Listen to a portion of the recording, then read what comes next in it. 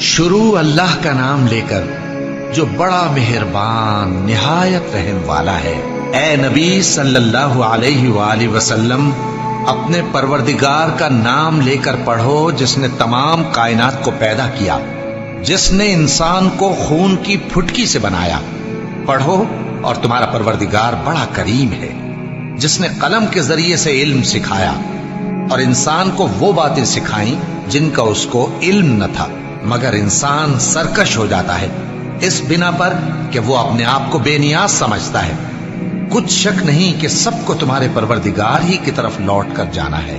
کیا تم نے اس شخص کو دیکھا جو منع کرتا ہے، یعنی ایک بندے کو جب وہ نماز پڑھنے لگتا ہے؟ بھلا دیکھو تو اگر یہ راہ راست پر ہو یا پرہیزگاری کا حکم کرے تو منع کرنا کیسا؟ تو اس کا انجام کیا ہوگا؟ ذرا دیکھو تو اگر اس نے دین حق کو جھٹلایا اور اس سے منہ موڑا، کیا اس کو معلوم نہیں کہ اللہ دیکھ رہا ہے؟ دیکھو اگر وہ باز نہ آئے گا تو ہم اس کی پیشانی کے بال پکڑ کر گھسیٹیں گے، یعنی اس جھوٹے خطا کار کی پیشانی کے بال، تو وہ اپنے یاران مجلس کو بلا لے، ہم بھی دوزخ کے فرشتوں کو بلائیں گے۔